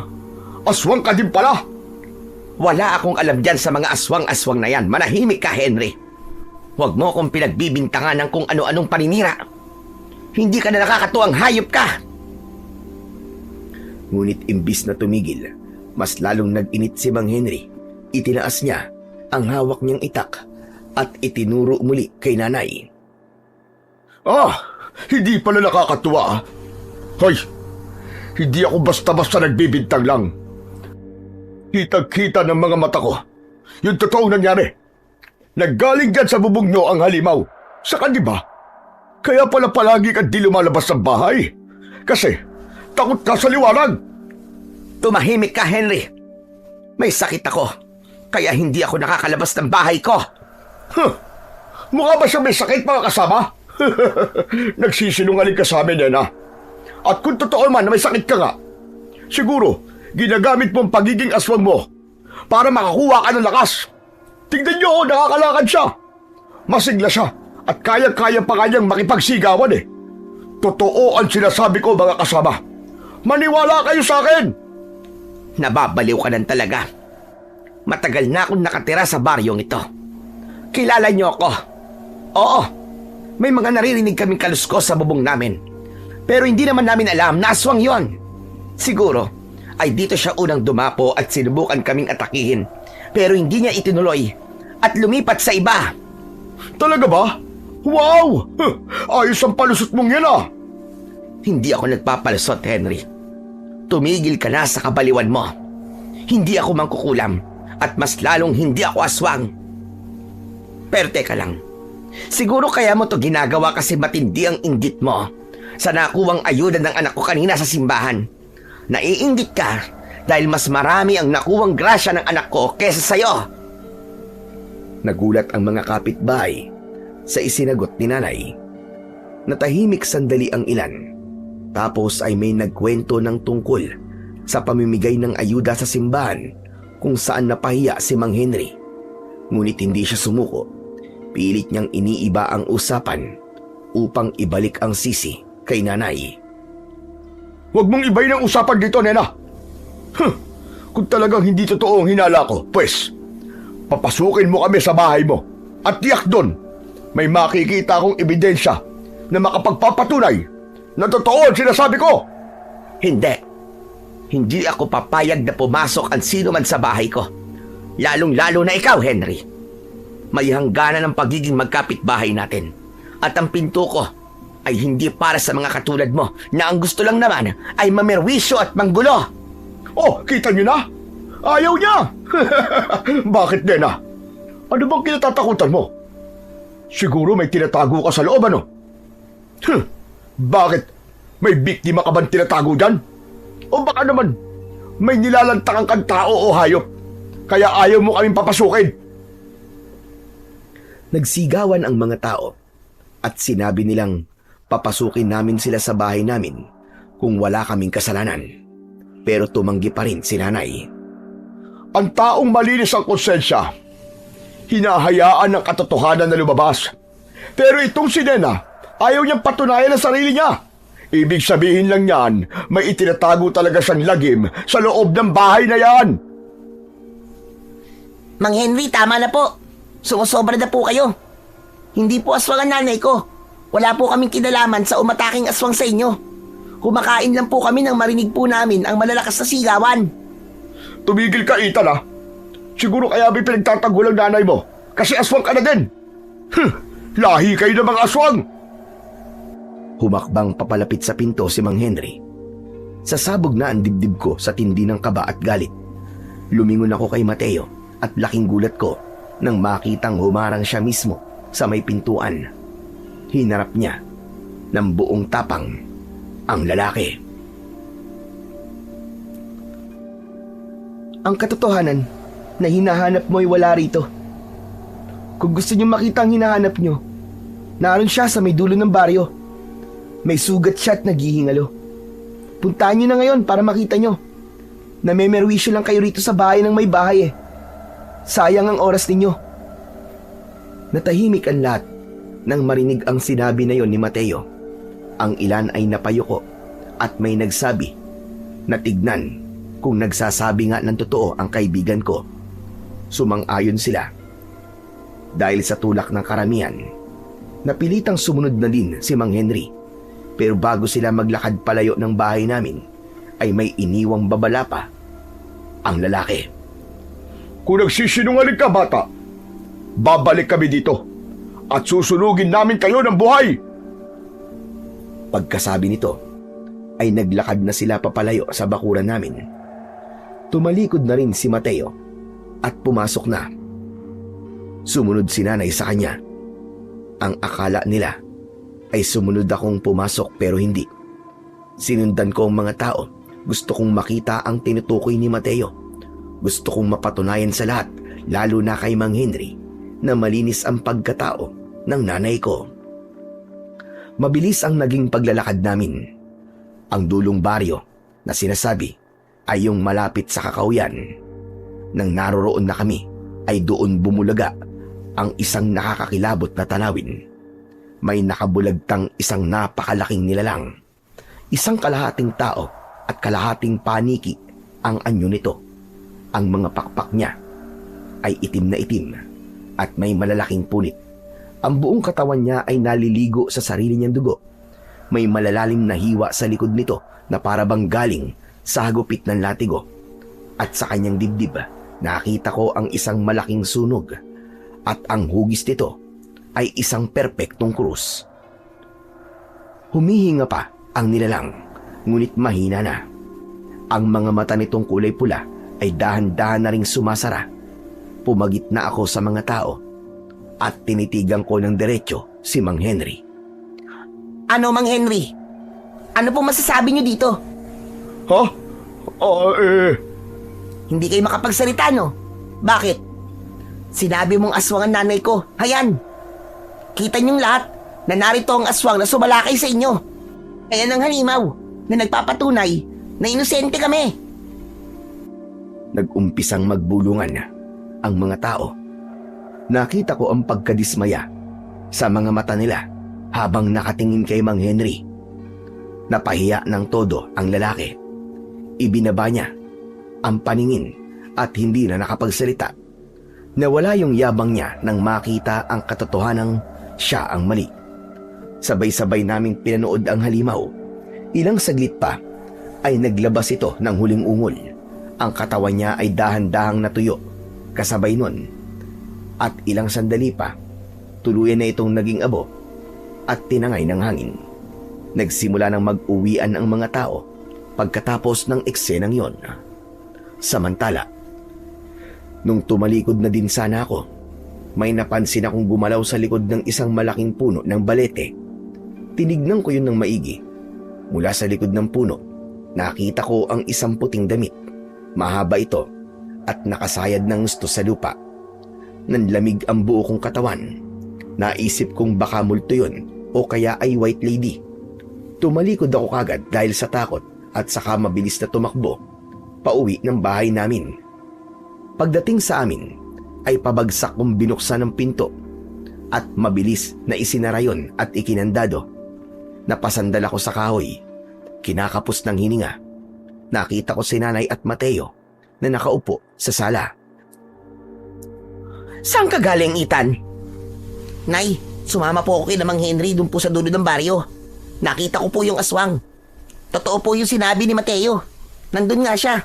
Sugatan, tapos namatay po siya. At talagang proud na proud ka pa na umalis kang walang paalam sa akin? Alam mo bang sobrang naging kaba ko nang makita kong wala ka dito sa loob ng bahay? Paano ko napahamak ka sa labas? Sorry po, Nay. Gusto ko lang naman pong patunayan kay Mang Henry na mali po siya.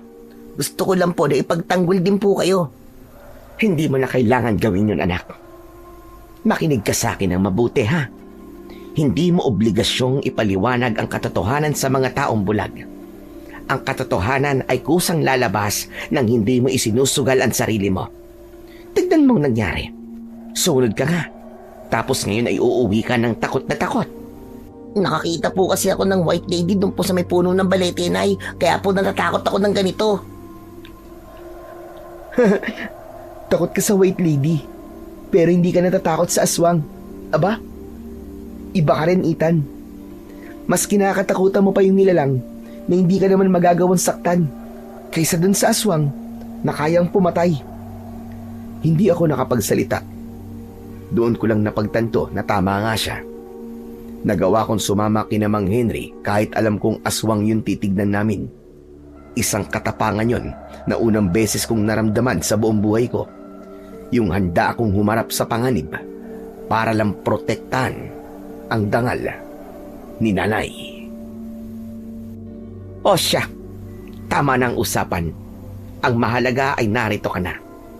Pero tandaan mo, Ethan, sa susunod na susuway ka sa akin, hindi lang sermon ang aabutin mo. Opo, Nay. Patawad po. Hindi ko na po uulitin. Tumango si Nanay at niyakap ako ng mahigpit. Kinabukasan, nang magising ako, ay wala na si Nanay sa bahay. Sabi ni Mateo, ay pumunta na daw sa palengke dahil may gusto raw na lutuing espesyal na pagkain para sa amin. Ang sabi niya ay kumain na lang daw tayo. Nakapagluto na siya ng agahan natin bago siya umalis ng bahay. Hindi pa man kami nakakalapit sa mesa, ay biglang nagkaroon ng tensyon sa labas. Nagkakagulo na naman ang mga tao. May mga nagtatakbuhan at nagsisigawan. Ang sabi, may patay daw sa ilog. Narinig mo ba yun, Mateo? Mukhang may nangyari na naman ah. Tumango lang siya. Hindi na kami lumapit sa mesa. Nag-usap kami at napagkasunduan namin na pumunta sa ilog para makita kung ano ang nangyari. Pagdating namin doon, nakita namin ang napakadaming tao. Dahan-dahan kaming lumapit. Halos bumaligtad ang sikmura ko sa nakita ko. 3 lalaki ang naroon. Hindi sila namatay sa lunod dahil kitang-kita namin yung malalalim na kagat at kalmot sa katawan ng mga biktima.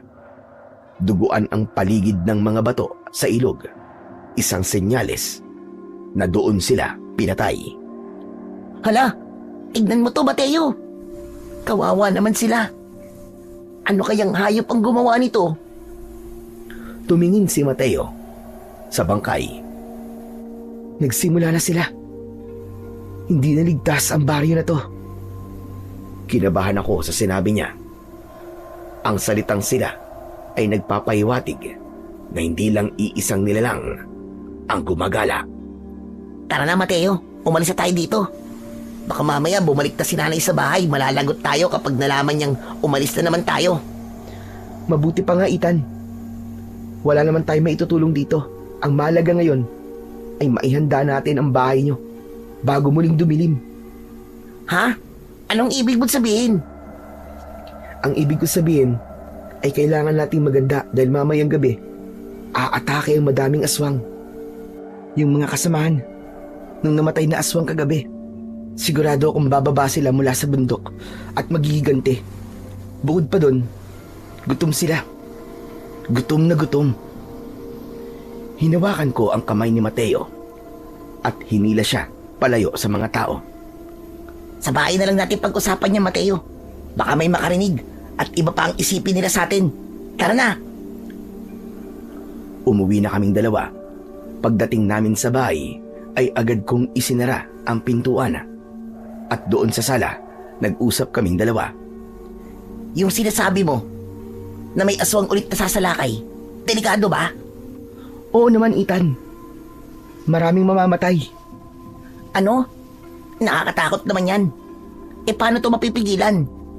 Sinong lalaban para sa atin? Ako, Ano? Ikaw? Paano, Mateo? Bata ka lang din tulad ko. Siguro nga, pinagaling mo si Nanay. Pero aswang yung pinag-uusapan natin dito. Marami sila, sabi mo nga. Anong laban mo sa kuko at mga pangil nila? huwag ka nang matakot, Ethan. May paraan ng Panginoong Diyos para hindi mapahamak ang kanyang mga anak. Hindi kailangan ng malaking itak o baril para labanan ng dilim. Ang kailangan ay pananampalataya at ang tamang paghahanda. Ang lalim mo naman magsalita. Para ka matanda. Talaga bang kaya mo? Oo nga, kaya ko. At pati ikaw, kaya mo rin. Pero mas mainam na dito na lang kayo sa bahay. Ako na lang ang bahala. Dahil sa nalaman ko, hindi ako mapakali. Pakiramdam ko ay may bumabara sa lalamunan ko dahil sa matinding kaba. Kahit nung dumating si nanay mula sa palengke at nagsimulang mag-ayos sa kusina, pabalik-balik pa rin ako sa paglalakad sa sala.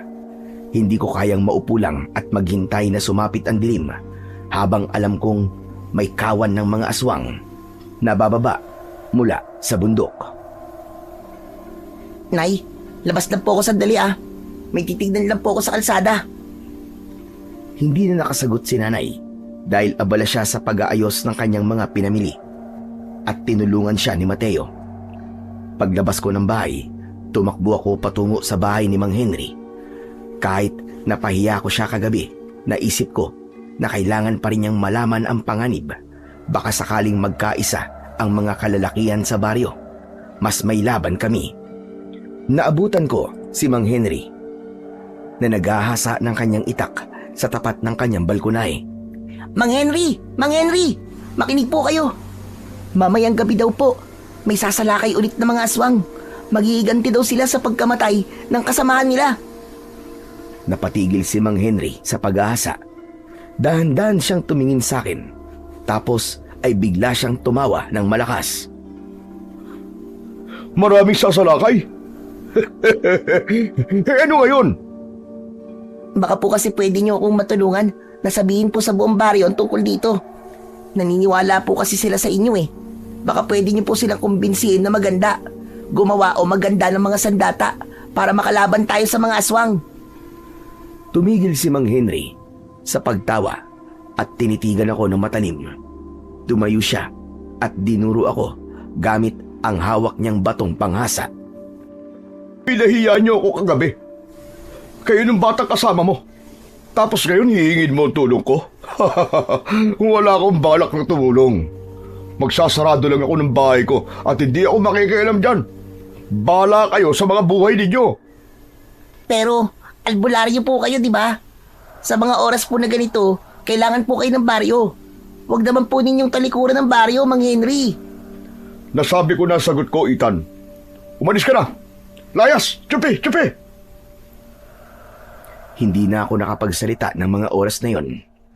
At wala na din ako nagawa nang tumalikod siya sa akin at pumasok na ng kanyang bahay, sabay balibag ng pinto. Naiwan akong nakatayo sa may bakuran nila. Bahala na. Ako na lang ang magsasabi sa mga kababaryo namin ng mangyayari. Baka sakaling makinig sila. Nagmamadali akong lumabas ng bakuran ni Mang Henry. Mabilis akong naglakad para puntahan ang mga kakilala kong pwedeng makatulong. Pero dahil sa pagmamadali ko, hindi ko napansin ang isang lalaking naglalakad sa kalsada. Nagkabungguan kaming dalawa. Ay, pasensya na po. Hindi ko po sinasadya. Nang tignan ko ang lalaki, namukhang ko siya kagad. Siya yung lalaking nagbigay ng ayuda kahapon. Ayos ka lang ba, bata? Nasaktan ka ba? Ayos lang po ako. Hindi po ako nasaktan. Huwag po kayo mag-alala. Saan ka ba papunta? Bakit parang nagmamadali ka? Gusto ko lang po sanang balaan ang mga tao dito sa amin na mamayang gabi po ay sasalakay po ang mga aswang.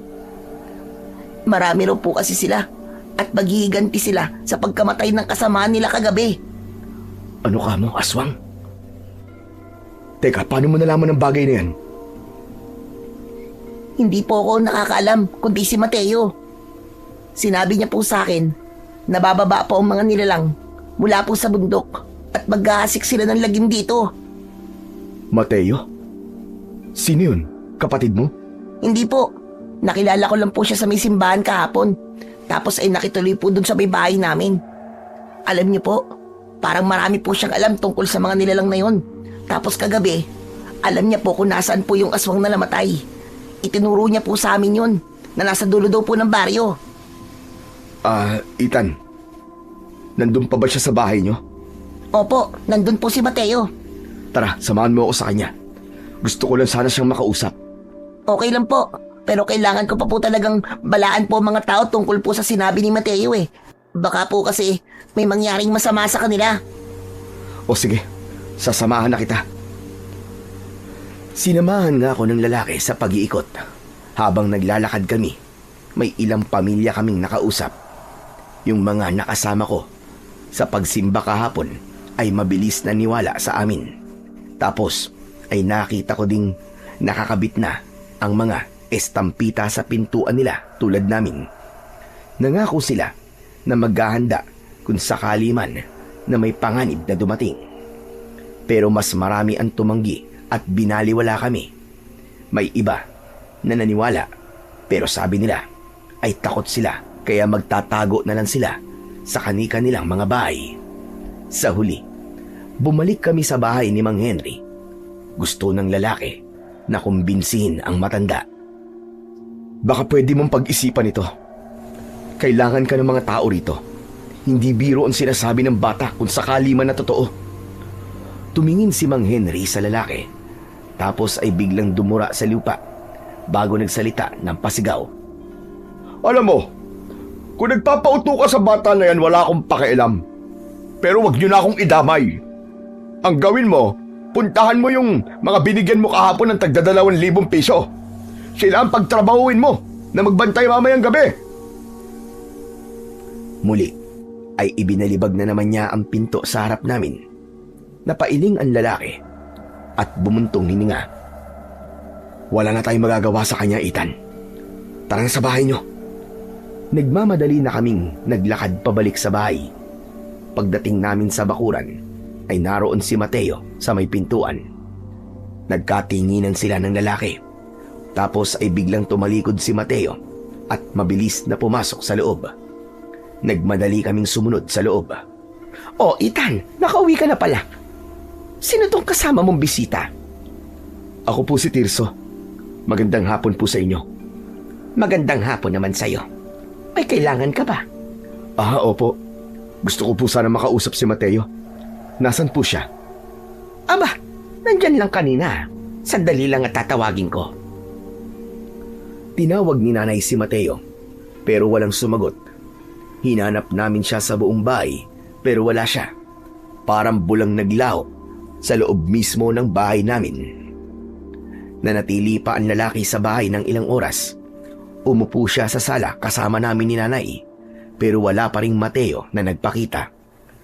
Lumipas ang mga oras at tuluyan ang nagdilim sa labas, pero si Mateo ay hindi na bumalik. Mukhang ayaw niya talagang makaharap ang bisita namin. Gusto ko lang pong tanungin, Kuya Tirso. Magkakilala po ba kayo ni Mateo? May atraso po ba siya sa inyo? Hindi kami magkakilala, Ethan. Pero may gusto lang akong tanungin sana sa kanya. Pero mukhang iniiwasan niya ako. Sige na, mauuna na ako. Aling Nena, salamat po sa pag-aasikaso niyo sa akin. Mag-iingat po kayo, ha. At ikaw, Ethan, bantayan mong mabuti ang nanay mo. Huwag kayong lalabas mamayang gabi kahit anong mangyari. Opo, sige po. Kayo din po, mag-iingat po kayo. Umalis na si Kuya Tirso. Isinarado na namin ang pinto. Nag-aalala si nanay kay Mateo, pero wala kaming magawa kundi ang maghintay na siya ay bumalik. Pero lumipas ang mga oras ay hindi siya nagpakita. Natulog na si nanay at ako naman natulog na din sa sala. Ilang sandali ay may narinig akong boses mula sa labas.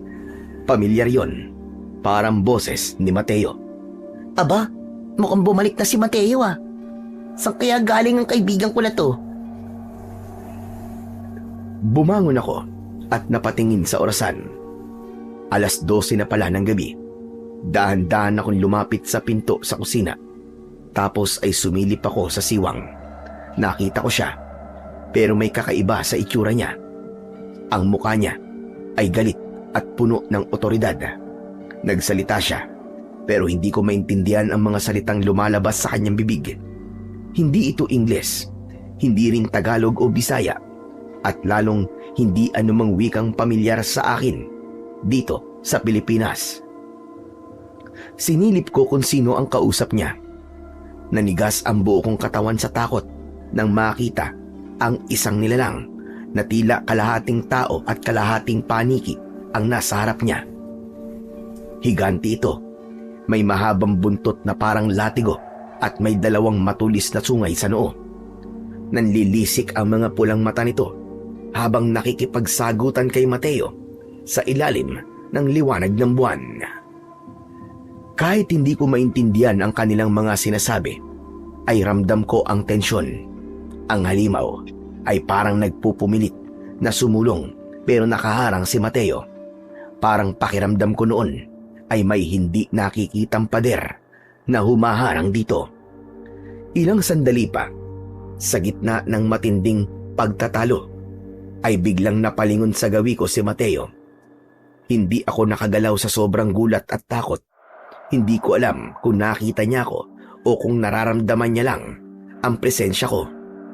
Maya-maya pa ay nagpatuloy sila sa kanilang pag-uusap at sa muling pagbuka ng bibig nila, naintindihan ko na. Bakit mo kami pinipigilan? Amin ang gabing ito. Pabayaan mo na kami. Tumigil ka. Hindi mo kilala kung sino ang kaharap mo ngayon. Lumayas ka sa lugar na ito. Huwag mo akong piliting lumayas.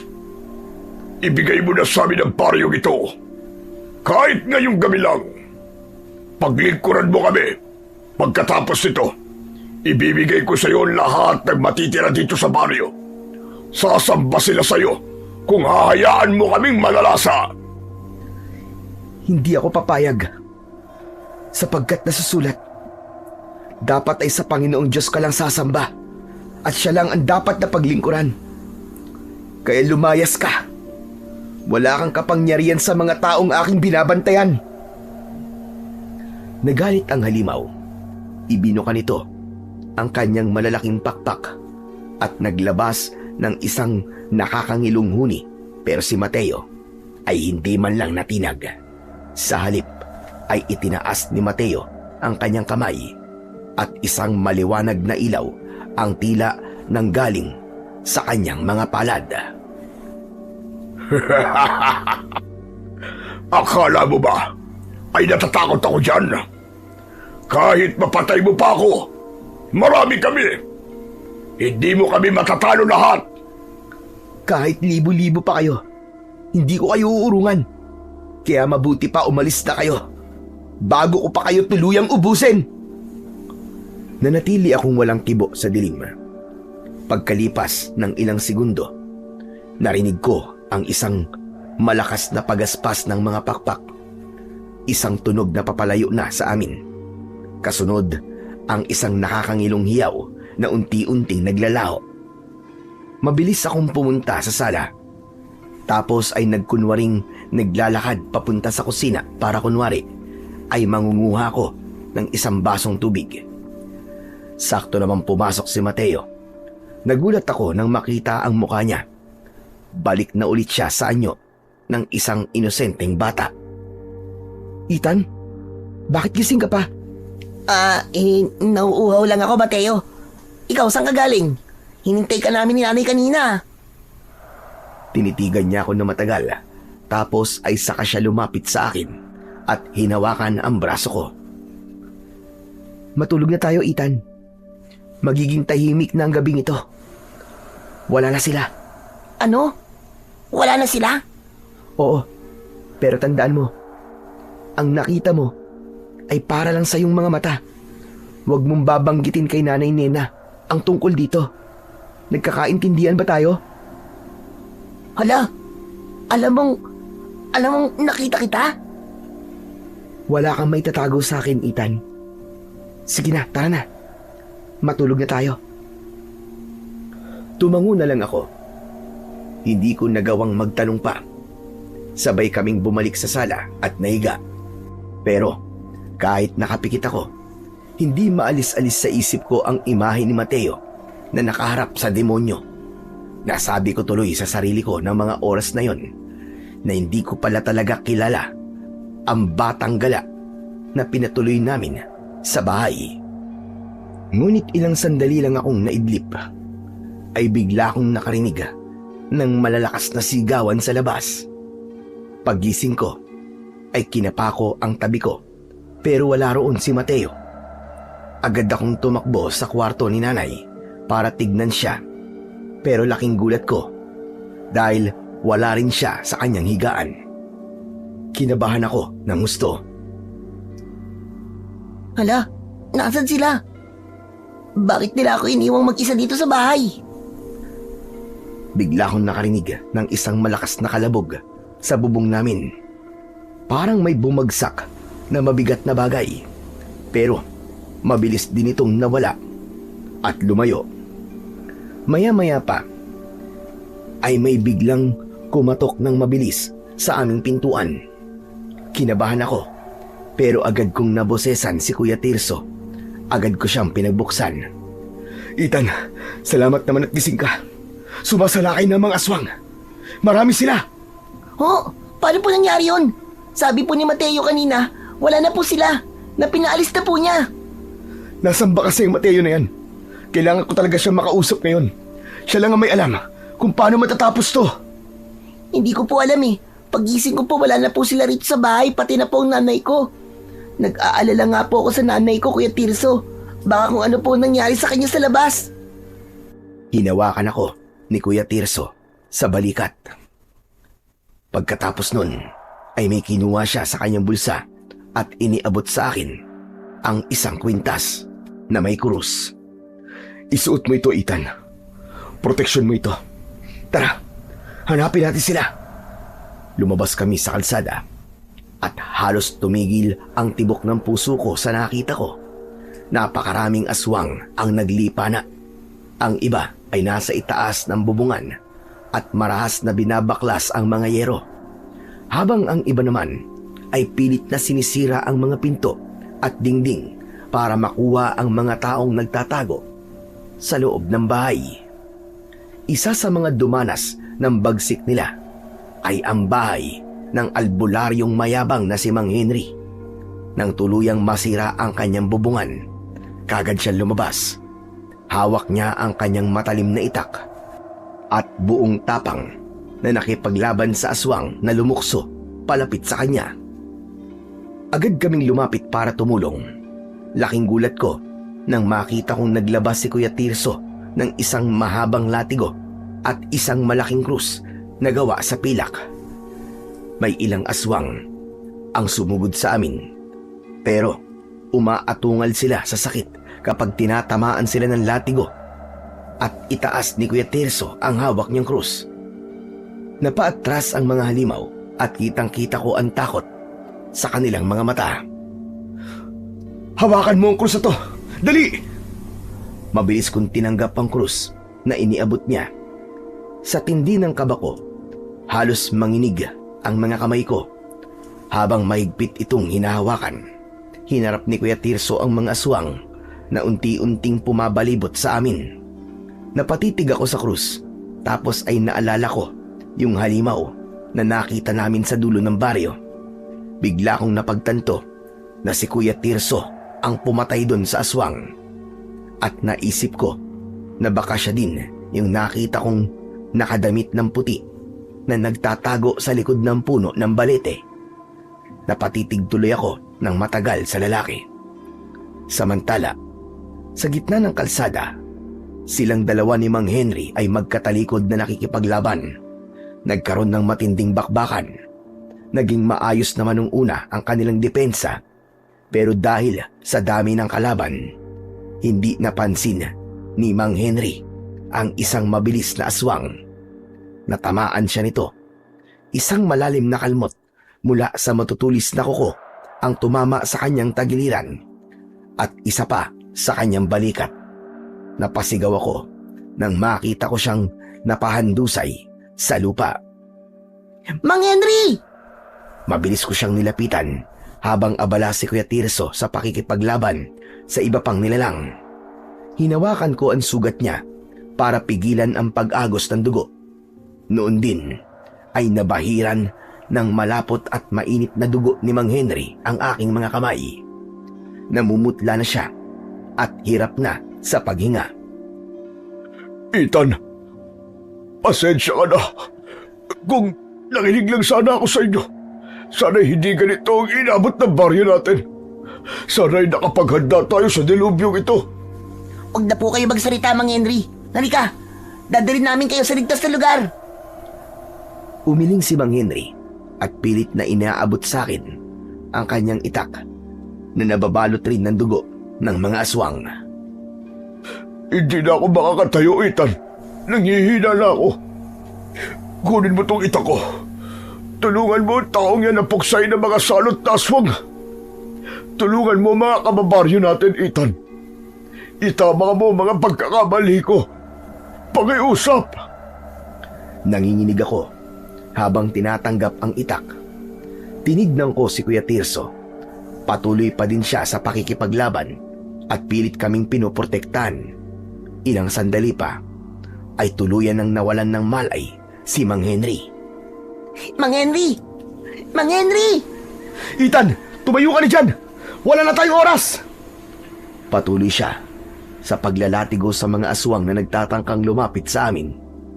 Tumayo ako at mahigpit na hinawakan ang itak. Sa unang pagkakataon, ang takot na nararamdaman ko ay napalitan ng matinding galit. Nang may aswang na sumubok, nalundagin ako mula sa gilid. Agad kong iwinasiwas ang itak. Tinamaan sa tiyan ng aswang. Nagsisisigaw ito habang ang balat ay bahagyang umuusok hanggang sa unti-unti itong nasunog at namatay. Magaling, Ethan! Sige, ipagpatuloy mo lang yan! Patuloy kaming nakipaglaban sa mga aswang. Medyo nakaramdam na ako ng pagod, pero si Kuya Tirso parang walang kapaguran. Habang nakikipagpambuno kami sa mga aswang, biglang tumunog ang kampana sa aming munting kapilya. Parehas kaming napatingin sa direksyon papunta sa simbahan. Kuya, may tao sa simbahan. Tama ka. Tara, pumunta tayo dun. Baka yun ang pinakaligtas na lugar para sa atin. Pero si Mang Henry, Kuya Tirso, hindi natin siya pwedeng iwan dito. Kawawa naman siya. Wala na tayong magagawa sa kanya. Patay na si Mang Henry. Mas mapapahamak tayo kung dadali natin ang kanyang bangkay. Kailangan natin bilisan dahil kapag nasuol tayo na mas marami pang mga aswang dito, katapusan na rin natin. Pero kuya, kawawa naman siya. Iwan mo na lang ang suot mong kwintas sa kanya para kahit papano ay hindi siya magagalaw ng mga aswang. Tara na! Iniabot ko kay Kuya Tirso ang malaking krus. Tapos ay hinubad ko ang kwintas at ipinatong ito sa dibdib ni Mang Henry. Nang matapos yun, ay hinawakan ni Kuya Tirso ang aking braso at agad na hinila palayo. Tumakbo kami. Tapos ay biglang napahinto kapag may sumasalubong sa aming mga aswang. Mabuti na lang at gumagana yung hawak niyang krus. Napapaatras ang mga aswang kapag nagbubuga ito ng nakasisilaw na liwanag. Huwag kang lalayo sa akin. Makakarating tayo sa simbahan na ligtas. Basta't maniwala ka lang. Naniniwala po ako sa Himala. At naniniwala po ako sa kapangyarihan ng nasa taas, Kuya Tirso. Mas binilisan namin ang pagtakbo. Samantala, nang malapit na kami sa may simbahan, nakita ko ang isang pamilyar na bulto sa gitna ng daan. Si Mateo. Nakatayo siya sa harap ng simbahan. Hindi siya lumalaban gamit ang armas, kundi nakataas lang ang kanyang dalawang kamay. Ang mga aswang na sumusubok na lumapit sa kanya ay tila tumatama sa isang hindi nakikitang pader at agad na tumatalsik papalayo. Mateo! Lumingon siya sa amin. Mabilis kaming tumakbo palapit sa kanya. Magkakatabi kaming tatlo na nakipaglaban sa mga aswang. Hinarap namin ang maraming mga aswang na sumusubok sumugod. Pero ilang sandali pa, napansin kong unti-unti nang humupa ang kaguluhan. Wala nang sumubok na lumapit. Nang tumingala ako sa langit, nakita ko ang mga aswang na nagsisiliparan palayo. Pare-pareho kaming napaupo sa lupa nang matapos ang gera. Pagod kaming tatlo nang masiguro naming wala na talaga ang mga kalaban. Pinabuksan na ni Mateo ang simbahan at nagsilabasan na ang mga tao. Namukaan ko silang lahat. Sila yung mga kasama ko sa pagsimba. Naroon silang lahat, pati na ang kanilang mga kapamilya. Kayong lahat? Nandito? Isang matanda ang sumagot at sinabi niyang sinundo daw sila ni Mateo. Tamang sinabi niya. Lahat ng may estampita sa pintuan, sinundo ko para dalhin dito sa tahanan ng aking ama. Mabagin langit. Sinasabi ko na nga ba? Tama ang aking hinala. Agad na nagpatira pa sa harap ni Mateo si Kuya Tirso. Tumayo ka. Ihatid na natin ang mga tao. Dumayo si Kuya Tirso at pinagpagan ang kanyang damit. Tumango siya kay Mateo nang may malaking respeto. Masusunod po. Humarap kami sa mga tao na nagsilabasan mula sa simbahan. Tapos na ang mahaba at nakakatakot na gabi. Nakita ko ang unti-unting pagsikat ng araw sa silangan. Nawala na ang dilim at bumalot sa aming baryo ang kapayapaan. Ligtas na ang lahat. Samantala, nang maihatid na sa kani-kanilang mga bahay ang mga tao, sumunod naman ang paglilinis sa buong baryo. Maraming bahay ang nasira, pero karamihan sa mga hindi nasira na bahay ay ang mga bahay na may estampita na batang si Jesus. Samantala, pagka-uwi namin sa bahay, sumama sa amin si Mateo at si Kuya Tirso nang makaupo na kami sa sala kasama si nanay doon na nagpakilala si Kuya Tirso. Sasabihin ko na po ang totoo sa inyo. Ako po si Father Tirso de Jesus. Isa po akong exorcist na batang pari. Debosyon ko po na pumunta at tumulong sa mga baryo o lugar na pinamumugaran po ng mga masasamang elemento. Nung nagpamigay kami rito ng mga relief goods at ayuda, napansin ko ang mga nilalang na yun sa itaas ng bundok. Kaya ako bumalik dito. Po? Pari po kayo? Kala ko po, simpleng tao lang. Naku, pasensya na po kayo, Father Tirso ha. Tinatawag ko pa naman kayong kuya.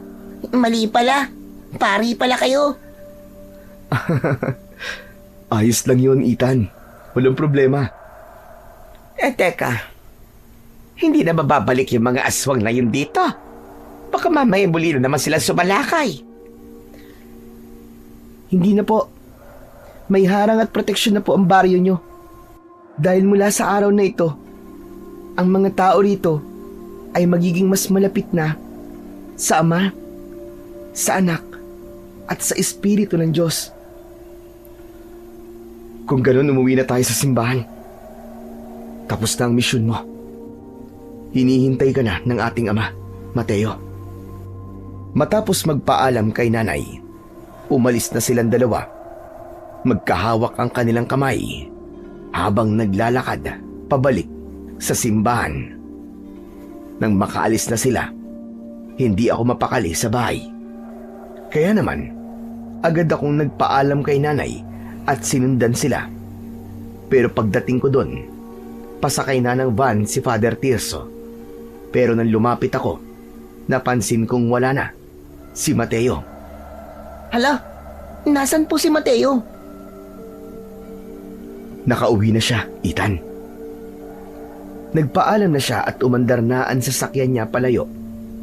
Nang mawala na ang sasakyan sa paningin ko, pumasok ako sa loob ng simbahan para sana magdasal at magpasalamat.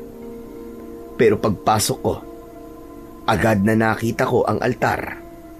Naroon na sa gitna, sa dati nitong pwesto, ang rebulto ni Santo Niño na dating patron ng simbahan namin. Nagtaka ko nang makitang malinis na ito at maningning sa aking paningin. Dahan-dahan akong lumapit sa rebulto. Tinignan ko ang mukha niya at doon ko naintindihan ang lahat. Napagtanto kong Ang rebultong ito ay ang batang nakasama ko sa ilang araw. Siya, yung batang nagpagaling kay nanay at ang batang nagtanggol sa baryo namin. Ang protektor naming lahat. Napangiti ako at nagdasal.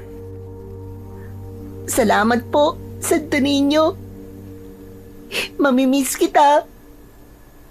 Kapag gumala ka ulit, huwag mong kakalimutan na bisitahin ako, ha? Ilang linggo ang lumipas. Kitang-kita na ang malaking pagbabago sa aming baryo. Palagi ng puno ang simbahan at ang mga tao ay nagbalik loob na sa kanilang pananampalataya sa Diyos na lumikha.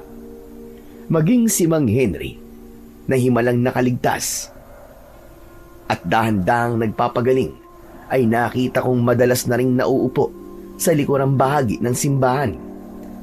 Hindi na siya ang masungit na albularyong kilala ko. Nagbago na siya at naging mabait na sa amin ni Nanay. Nagpatuloy ang normal naming pamumuhay hanggang sa isang umaga habang nagwawalis ako sa may likuran ng bahay namin. May napansin ako sa lupa.